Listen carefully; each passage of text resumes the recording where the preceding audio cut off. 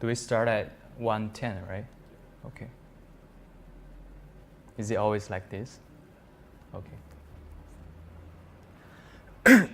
So you all hear me, right? Okay, so good afternoon. Welcome to the recitation of clustering. I'm Jingxi Xu, and I'm going to talk about clustering for this recitation. Okay, so the content of this recitation is we're going to first talk about k-means, and then we're going to talk about hierarchical clustering, and then expectation maximization. So I guess Professor Verma told me that you haven't reached expectation maximization yet, right? So I'll just give you a quick, brief overview of what it is. Cool. So for each section, I will provide some practice that you can try to solve. Right. So for k-means, so that is our objective function, right? So we want to find a set of centers, so that for each point, we assign the point to its closest center. We choose the closest center to assign to each point. We want the sum of all these Euclidean distance to be the smallest. So we want to minimize over all possible set of centers, right? So K is the number of clusters, N is the number of data points, and D is the dimension of our space. So for k-means, this is the complexity of solving the objective function, right? So for k equals 1, we can simply find the mean of all xi so that we can achieve this, right? For k equals 1. And for d equals 1, even though we cannot simply take the mean of all xi because we have more dimension, but there exists a polynomial time algorithm to solve the d equals 1 case. And this is actually one of your homework questions, to develop a polynomial time algorithm for d equals 1 case. And then if both k and d are greater or equal than 2, then this problem to solve this objective function becomes NP-hard. So that's why we have this k-means algorithm, right? Instead of solving the objective function by hand, we iteratively find the solution. So we initialize the set of centers randomly, and we repeat until no more changes of these two following steps. We first assign each data point to its closest using Euclidean distance center. And then we assign the new centers to be the means of each cluster. So I guess this is all covered in class. Okay, so let's get an exercise first. So given 8 data points, A1 through A8, and their Euclidean distance matrix is as follows. So suppose the initial centers are A1, A4, and A7. Could you tell me what are the clusters after the first epoch? And what are the new centers after the first epoch? Do you want to try solving this? I can give you some time.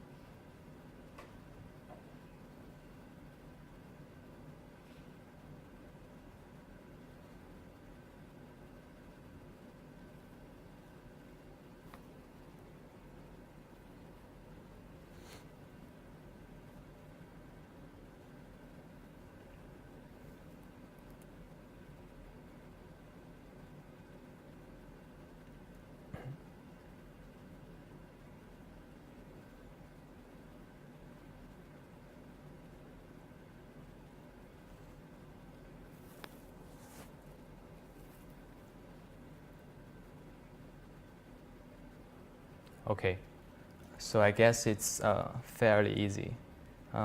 So you just iterate over all these data points. So for A1, it's closest to itself because it's 0, right? And for A2, you compare the distance of A2 to A1 and the distance of A2 to A4 and A7. And then you find that A2 is closest to A7. So it's being assigned to the A7 cluster, right? And then after you get all these clusters, you just take the mean of them, you get the new centers. So that's the 3 clusters that you will get. And then for the center, you just take the means. Right, so let's visualize what's going on. So these are the initial 8 points. And so the red point are the initial centers. Right. So, and we have this initial assignment of all these data points to 3 clusters. And then we calculate the means of each cluster. So the cross is the new means, which is the new center. And then we assign, so take it further, right? So we assign, we get the new assignment of these 8 points, which looks like this. And then we compute the new center, which is the cross. And then based on the new center, we get the new cluster, and we are done because there will be no more update if you calculate the centers. So right, so the question number 2 is, can you develop an algorithm to return a set of points such that we have this objective function? So note that the difference between this one and the previous k-means objective function is now I change the measure from Euclidean distance to L1 norm. So instead of minimizing the sum of Euclidean distance, we are minimizing L1 norm. So how do we do that? Ideas? Yeah. We're going to do the same thing, just the distance matrix is calculated using the L1. So how do you find the center?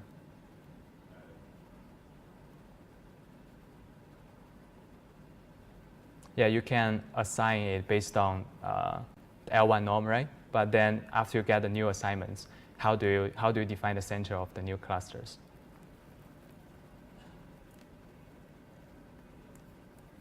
Right.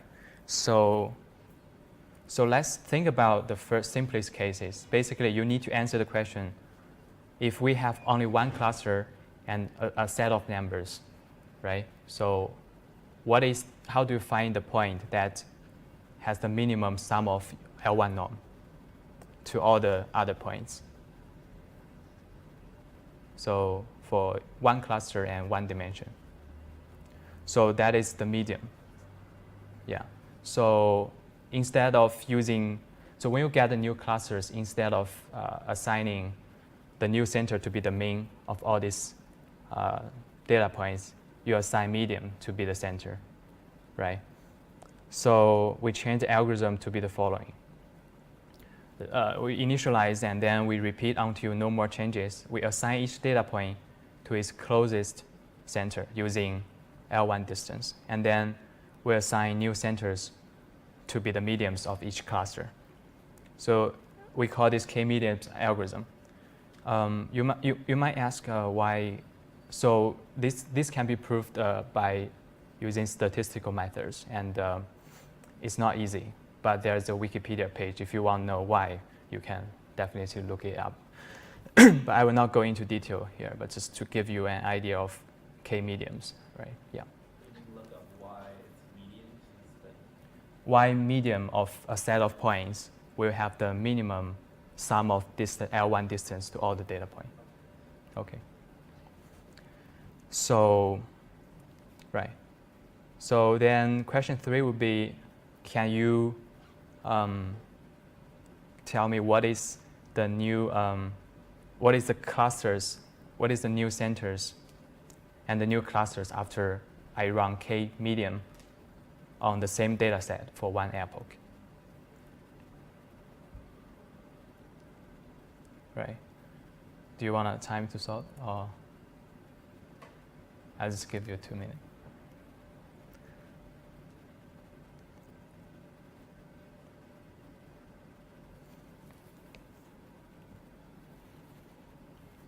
And think about whether it would be the same as k-means.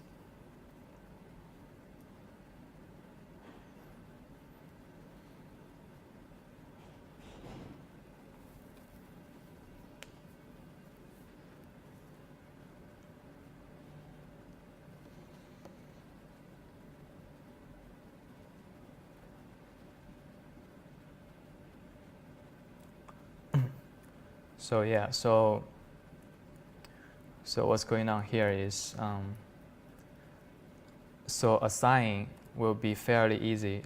Like for A2, for A8, for example, the distance between A8 and A1 will be 3, right? The L1 norm. So this dimension, and the distance of A8 between A8 and A4 is 2. And so it's closer to A4. So A8 will be assigned to A4. And then you can assign all this data to its closest center.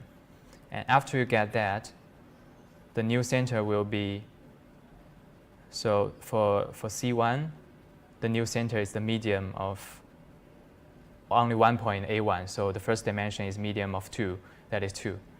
And for the second cluster, the first dimension is the medium of the first dimension of all this data, so that will be 6. And for the y dimension, it will be 5. So it's different from k-means, right? Because k-means tell you that this one should be 6. And for C2, because there is only 1 point, only 2 points, so it will be the same as k-means. So yeah, right. So that's about k-means. And now let's talk about hierarchical clustering. So in the class, Professor Verma, I think he mentioned what are hierarchical clustering, but he doesn't give details on how to cluster hierarchically, right? So basically, we want to answer the question, so how many clusters do we need? Because the performance of k-means really depends on your initialization of how many clusters, right? So let's first see an example of doing different number of means on the same data set. So given the same data set, sorry if that is not obvious, but so if we run 2 means on this data set, we get 2 clusters. So the circle one and the square one. If we run 3 clusters, we get another square, and we get this square, and we get these circles. And if we run 4 clusters, we get 4 clusters, right? And run 5 and 6, so we get different assignments. So if we plot the loss, so the sum of distance to its center, we get this loss. So if the more clusters we have, the smaller the loss is. Because if you have each point as its own cluster, then you have 0 loss, right? So what do you think is the best number of clusters for this data set based on this? Yeah, I think 4 would be a good choice because it doesn't reduce that much after 4, right? And you can see that 4 is intrinsically a good idea. So is there a way that we can include all information into a single graph? So that's why we do hierarchical clustering. So in k-means, we need the number of clusters, right? And we need a distance measure. Like in k-means, that distance measure is Euclidean distance. And in k-medium, the distance measure is L1 norm, right? And then we also need the initial assignment of data. So we need the initial set of centers to start with. But in hierarchical clustering, we only need a measure of distance between clusters. And know that the distance can be defined between two different clusters instead of only data points. So here we only talk about agglomerative methods, also known as bottom-up methods, right? So the algorithm is we start from each point as its own cluster, and we merge the two closest clusters using the defined distance measure. And this distance measure can be anything. And then we repeat all data points are merged into a single cluster, right? So I will use Professor David Blythe's slides as a demo, right? So we have this number of data, and we start running the hierarchical clustering. So we first find out that these 2 points are the closest, so they are connected, and then they will be regarded as one single cluster to compare distance with other instances. So we keep doing this. So connecting these. So right. Quickly. And then you can see, like, for these 4 clusters, these 2 clusters are closer. So these 2 will be connected. And then finally, it will all be connected. Then it becomes one single cluster. Then job is finished. So during this process, you can build this dendrogram, which is a binary tree. And each node must have 2 branches because we connect 2 clusters together. So so the height of the tree will be the distance between 2 clusters. So the height is, so this dendrogram has nothing to do with the previous data set. It just show you the structure, right? So this number are different data points. And then, so this cluster and this cluster has a distance of 40, right? And any cluster, so you can just by cutting the tree, you can get different clusters. So for example, if you cut here from this all the way down to that, then you get 4 clusters, right? And you can also cut this way and go up and cut this way, so you get 3 clusters. So this way go down and this way, right? Yeah. What's the difference between the means of the cluster? What do you mean? That's what the height of each node is. The height is the distance between 2 clusters. Between their means. I will define it later, right? So now it's an unclear definition of how to define the distance between clusters, because we know how to define the distance between 2 points. You can use Euclidean distance, you can use L1 norm, but how do we define the distance between clusters, right? Right. So we need the similarity measure. So so if we have a measure of distance between single points, then there are various choices of defining interclass distance, right? So the most popular ones are single linkage. So you define the distance of 2 clusters to be the closest pair between cluster 1 and cluster 2.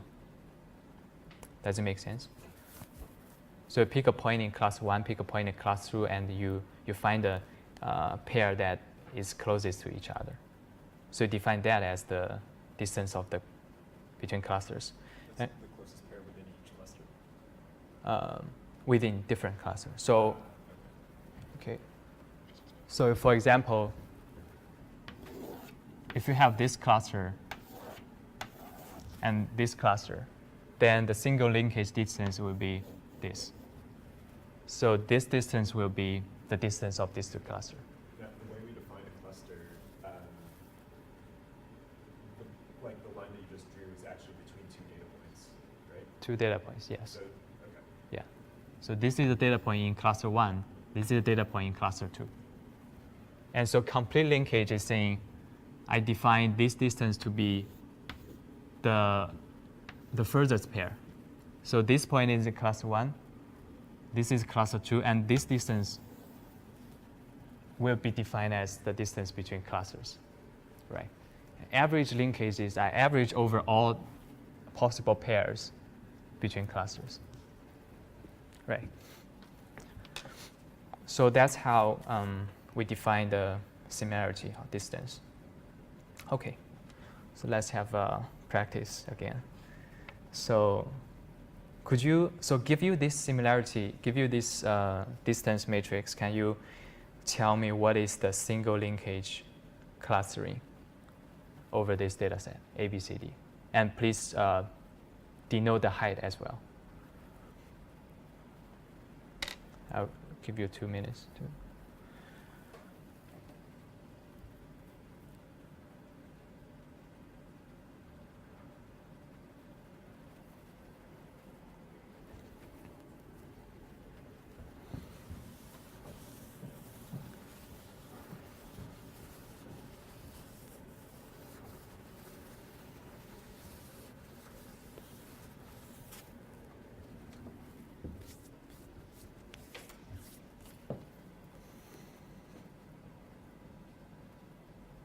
Right, so okay, we can go over this. So you start with every point as its own cluster. So the closest cluster will be A and B. So A and B will be connected because their distance is only 1. So the height is 1, right? And now these two becomes one instance. And then you compare AB and C, AB and D, and C and D. So you find that using single linkage, you find that the distance from C to this cluster is 2, right? So, and the D to this cluster is 6, is 5, right? So you connect this one with C, and using single linkage, the height is 2.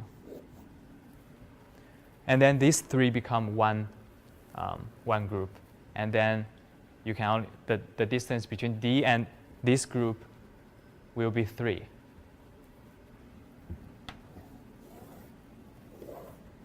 So the height will be 3. Right. So then you have this binary tree, and all clusters can be get by just cut the tree, right? And for complete linkage, it's just use a different distance measure, and that's the answer. Any questions? Cool. And then could you use single and complete and average link clustering method to group the data from question 1, where we have 8 data points, right? Yeah, and show the dendrograms. Is this too easy for you guys? What's question 1? Oh, okay, so sorry. So it's just using this data point. And single linkage, complete linkage, and average linkage.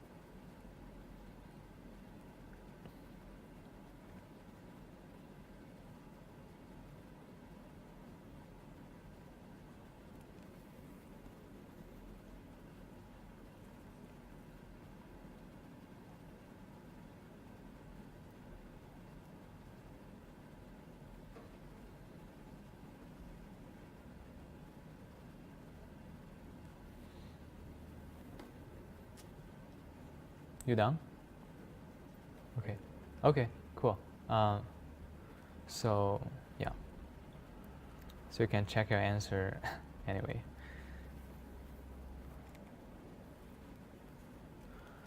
Right. So, yeah. It's running too fast. Didn't expect that. Okay. Shall we continue, or do you want to check the answer? So it's not necessarily a binary tree? It's a binary tree. It must be a binary tree. Is that still considered a binary tree if like A3, A5, A6 are all at the same level? Say again?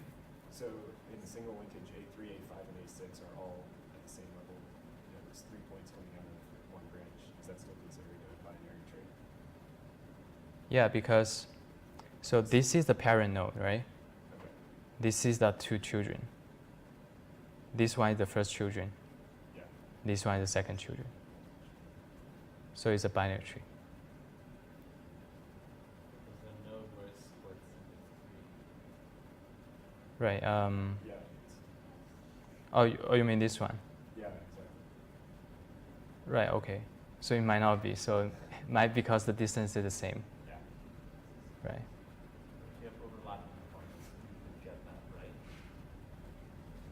Yeah, I think so. Several points that are the same distance, but, so in that case, all three of those points would move to away from each other. Good point, yeah. Didn't notice that. Okay.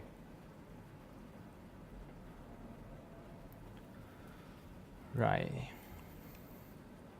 Or you can, sometimes you can just, if they have equal distance, you can randomly pick the pair, right?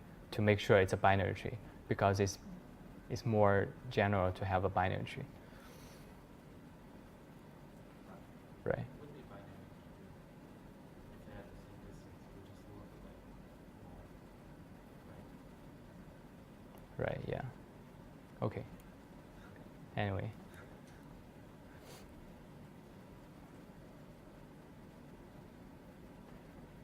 Or you can split, like the 1 point can appear twice, right? So A3, A5, and A5, A6. Okay. So expectation maximization. So I will use Gaussian mixture model to explain why do we need EM method. So before, I think we have known how to develop Bayesian classifier on Mini's data, right? Do you remember? I think it's in the homework. So because you know in the training data set all the labels of each data, so you can use MLE to find the parameters of a Gaussian distribution for each cluster, because you know exactly what are the clusters in the training data. And now, when doing clustering, it's unsupervised. Then my question is, can we simply apply the same idea here? So we use MLE to model a mixture of Gaussians. So say if you know a priori that there are like 3 clusters, can you just assume there's 3 Gaussian distributions for each cluster and then use MLE to find the parameters, right? So let's try to do that. So we assume that there are K clusters and each cluster is under Gaussian distribution.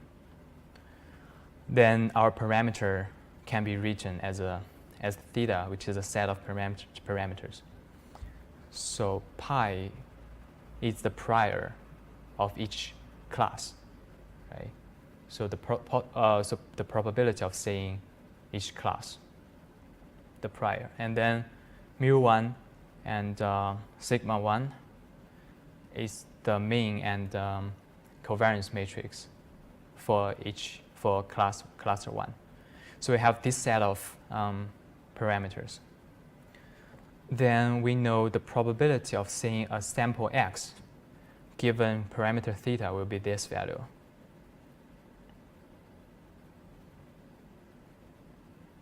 So do you all understand? Okay, so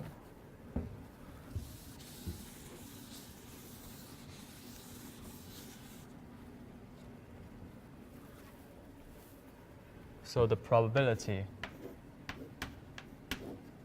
of x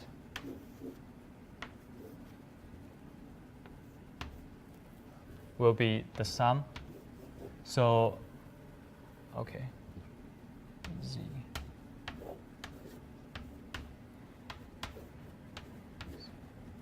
The z. When you say each cluster is under a Gaussian distribution, does that mean when you say each cluster is under a Gaussian distribution, you mean the points within the cluster are normally distributed?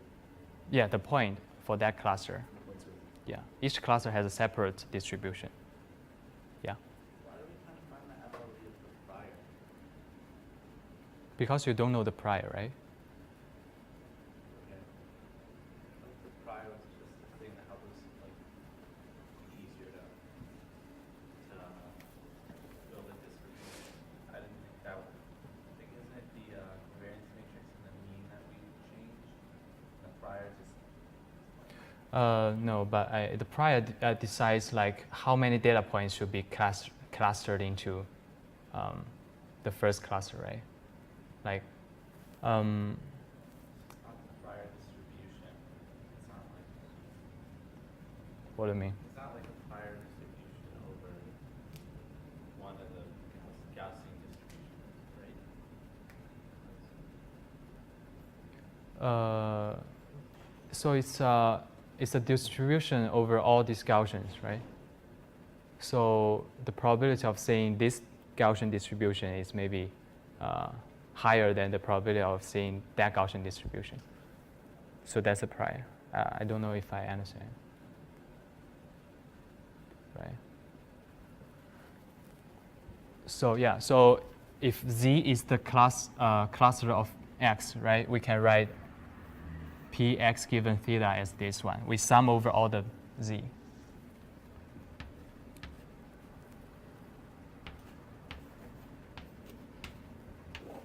So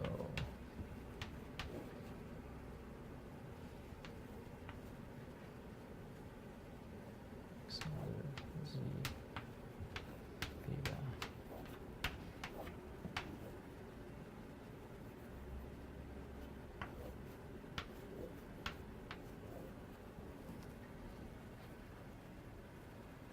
Does this make sense? Yeah. Sorry? Parameter pi, that's the prior. So, yeah.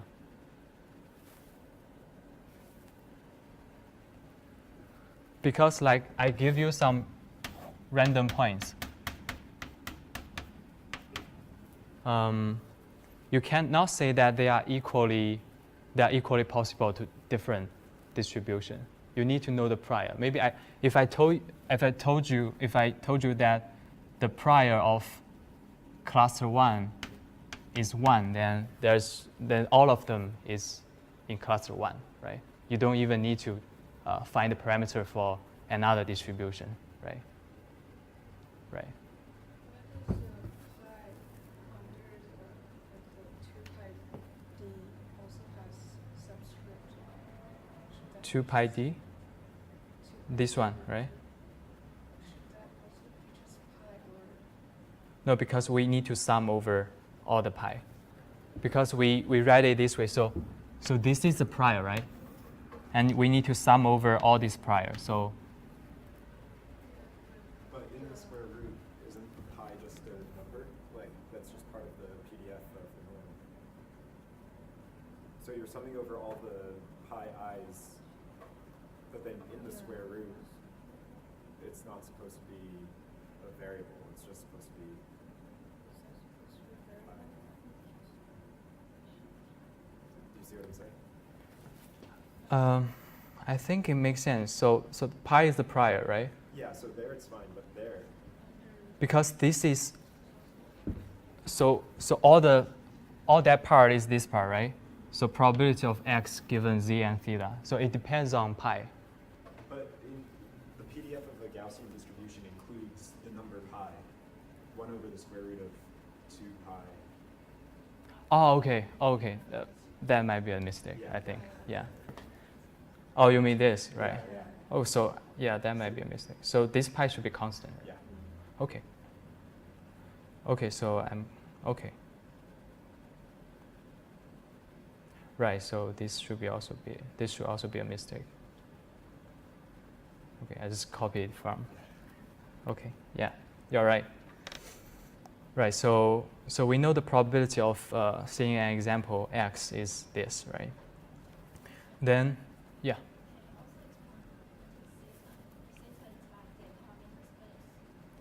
Theta is the set of parameters, all parameters.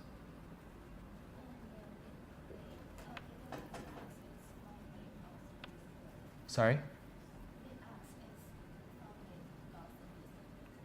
The x is found in Gaussian distribution.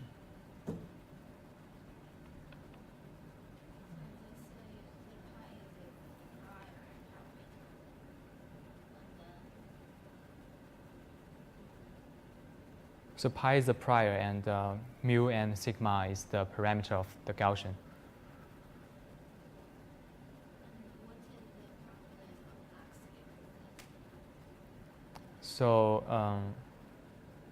So that's the likelihood, right, of seeing x.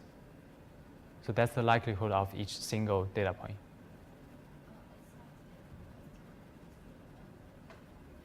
It's not posterior, it's the likelihood.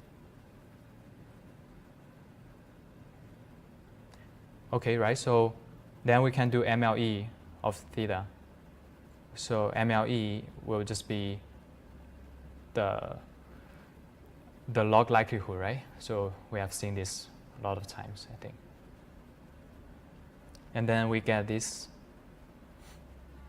Okay, this one should be constant. So now the problem is we want to find the maximum of this, right? Okay, so there are basically two difficulties in solving this, in maximizing this equation. So the first one is it has a sum inside the line function. So this is a line. So when you take derivative, it doesn't work out. Right? You cannot get a closed form answer. And also, this method is degenerate because, give an example here, in one dimension. So these are our data points, right, in one dimension. And it seems that this one, so the graph on the left plots the data better, right? Should be the correct Gaussian, right? But actually, the graph on the right will have a higher likelihood. Because if you look at here, so this distribution assigns some probability to each of the data point. And if I make the second distribution to shoot very high, then the probability can be infinity. So the likelihood of seeing this data might be higher than the likelihood of seeing this data if I have these two distributions, which is wrong, right? We don't want that. So we want some local minimum a local maximum to return this to me, and I don't want exactly the global answer. And why doesn't this occur when fitting just one Gaussian? Because that's what we did before. We know exactly what class are these training data in the MNIST, right? So we just know I plot one Gaussian for this particular class. Then you have to assign a reasonable probability to every data point, right? If you do something like this, then this will be very close to zero. The other points will be very close to zero, and it doesn't work out for one distribution. The problem will only occur when you have two distribution. Right. This will be covered again in class. So yeah, if you don't understand it right now, don't worry. Right. Now, so solving MLE for to get the parameters for Gaussian mixture model doesn't work out. So we have this expectation maximization method to again iteratively find the solution. So we initialize theta randomly, and we repeat the following process until no more progress can be made. So in the expectation process, so given the current theta, we can find the best assignment of data samples to the clusters because we know the data, right? We know the theta, so we can know, like we can use Bayesian, right? And then if we have assigned the data samples to clusters, then I can maximize the likelihood now because I know everything, right? So by this way, iteratively, we can reach a good setting of parameters. Yeah. So you can also think about k-means in the EM way. So in k-means, even though k-mean doesn't have any probability at all, but you can regard the first assignments of k-mean to be expectation. So given the current theta, the theta in k-means will just be the center, the set of centers, right? So given the centers, I get the assignments. It's the same as in this example, given the current theta, I found the soft assignment of data samples. And then in k-means, we need to update the centers. For here, we update theta, right? So k-means is actually an idea from EM, right? Okay. So this will be covered again in class next week. So, yeah. Okay, questions?